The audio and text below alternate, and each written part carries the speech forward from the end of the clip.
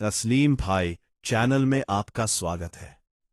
सोचकर देखो, कभी ऐसा हुआ है कि तुम किसी को दिल से पसंद करते हो, लेकिन सामने से सन्नाटा मिलता है?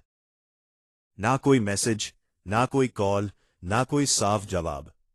तुम्हारा दिमाग क्या कहता है? वो इग्नोर कर रही है, उसे फर्क नहीं पड़ता, मैं उसके लिए कुछ भी नहीं हूं। लेकिन रुक जाओ, क्या सच में ऐसा ही है, या कहानी कुछ और है जो तुम देख नहीं पा रहे? आज की यह स्टोरी किसी फिल्म की कहानी नहीं है।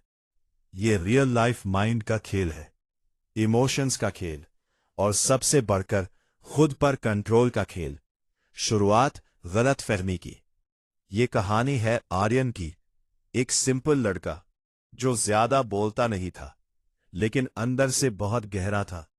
और एक लड़की जिसका नाम था सना। सना कोई आम लड़की नहीं थी। वो स्मार्ट थी, कॉन्फिडेंट थी, और सबसे खास बात, वो अपनी फीलिंग्स को कभी खुलकर जाहिर नहीं करती थी। आर्यन को पहली बार सना तब दिखी जब वो कॉलेज के कॉरिडोर में अपने दोस्तों के साथ हंस रही थी। उस दिन कुछ अलग हुआ। पहली बार आर्यन किसी को देखकर रुक गया, लेकिन उसने कुछ नहीं किया। ना बात, ना अप्रोच, बस दूर से देखता रहा। दिन गुजरते गए, और धीरे धीरे आर्यन को एहसास हुआ कि वो सना ना को सिर्फ पसंद नहीं करता, वो उसके बारे में सोचने लगा है। पहला कंफ्यूजन। एक दिन अचानक सना ने खुद आर्यन को हाय बोला। आर्यन शॉक में था। उस दिन दोनों ने थोड़ी बात की, और सब कुछ नॉर्मल लगा। लेकिन अगले ही दिन सना पूरी तरह बदल गई। ना कोई हाय, ना कोई स्माइल, जैसे वो उसे जानती ही नहीं। आर्यन के दिमाग में तूफान शुरू हो गया। कल तो ठीक थी, आज क्या हो गया? क्या मैंने कुछ गलत कहा? क्या वो सिर्फ टाइम पास कर रही थी? यहीं से शुरू होती है असली गलती, ओवर थिंकिंग, चेस करने की गलती। आर्यन ने सोचा, अगर मैं उसे ज्यादा मैसेज करूंगा तो शायद चीजें ठीक हो जाएंगी। उसने मैसेज किया, 1, 2, 3, लेकिन जवाब लेट, या फिर बिल्कुल नहीं। अब आर्यन और बेचैन हो गया। वो हर मिनट फोन चेक करता, हर नोटिफिकेशन पर दिल तेज धड़कता। लेकिन सना, वो वैसी ही थी, दूर, शांत और रहस्यमयी। दोस्त की एंट्री। एक दिन आर्यन का दोस्त कबीर उससे मिला। कबीर थोड़ा अलग था। उसने दुनिया देखी थी, लोगों को समझा था। उसने आर्यन से सिर्फ एक सवाल पूछा, क्या सना तुम्हें सच में पसंद करती है? तो उसे चेस क्यों कर रहा है? आर्यन बोला, अरे, क्योंकि वो मुझे इग्नोर कर रही है। कबीर मुस्कुराया और बोला, और अगर वो इग्नोर नहीं कर रही हो तो?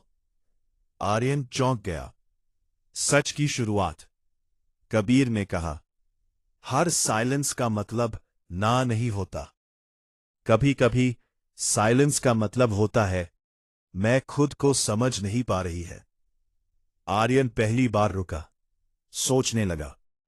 कबीर ने आगे कहा, जब फीलिंग्स गहरी होती है तो इंसान पास नहीं आता, वो दूर भागता है, क्योंकि उसे डर होता है खुद को खो देने का। सिग्नल्स जो सब बदल देते हैं। कबीर ने आर्यन को कुछ चीजें नोटिस करने को कहा। 1, छुप कर देखना। क्या वो तुझे देखती है जब तू उसे नहीं देख रहा?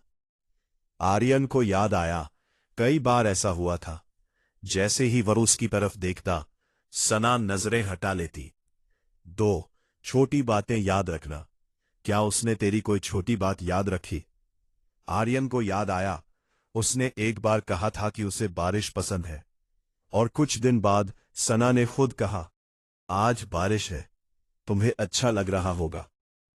3, दोस्तों का बिहेवियर। क्या उसके दोस्त तुझे जानते हैं?